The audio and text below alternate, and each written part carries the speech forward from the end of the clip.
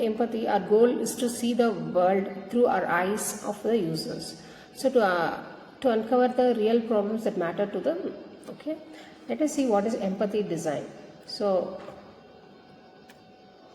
what is empathy? Empathy is the first step of design thinking. It helps us to move beyond the assumption of gaining real and human-centered insights.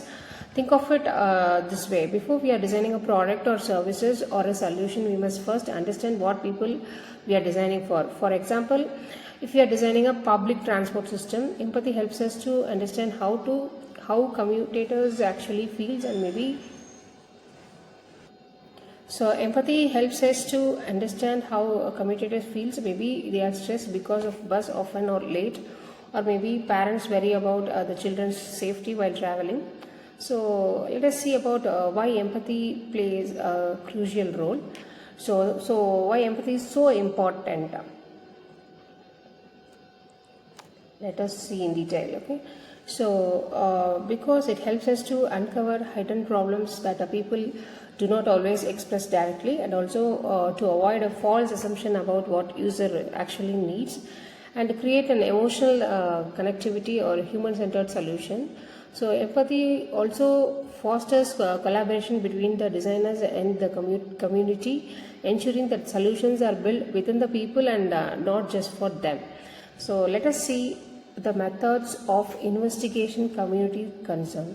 So there are 4 basic methods for investing the community conservation. That is observation, interview, surveys, workshops, and empathy map. So here observation is that we observe the people in real-time environment like a market, schools, or bus stops, and by watching the behaviors and interaction, we see the things user may not tell us directly, and notifying the frustration at the crowd bus stops tells us a lot about the need for better understanding. And interviews are something that one-to-one interviews, we engage in open and meaningful conversation. The questions may be, can you describe the daily commute, and what are the challenges do you face, and how do you delay the affect your day? And this helps them to reveal their emotions and pain points and unspoken frustration. And the third thing is survey. So survey helps us to collect a quantitative data from a large group of people, and they help to identify the patterns. For example, 80% responders says the buses are unreliable, and we know that it's a major issues that to be addressed.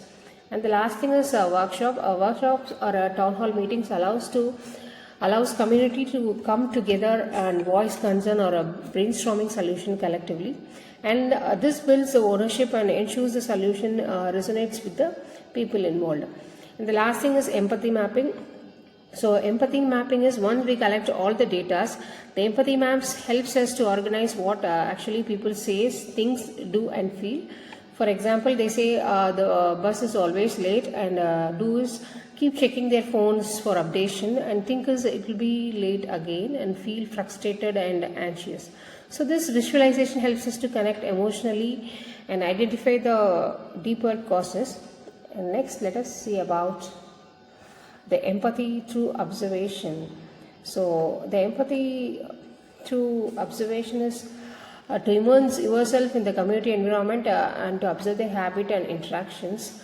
So spend time in the area where the community gathers, such as parks, public and transportation, and schools and market. Suppose you are investigating issues related to public transportation in the neighborhood, by spending the time at the bus stop and observing the passengers, so that you might notice that many people seem frustrated for long waits or crowded bus. Next, let us see about through the interviews. We are conducting interviews from the community and focus on listening more than talking and asking questions. That helps us to understand the root cause of the concerns. And next is survey. Survey is gathering a quantitative information from large portion of the community, so that we can able to easily identify their problems.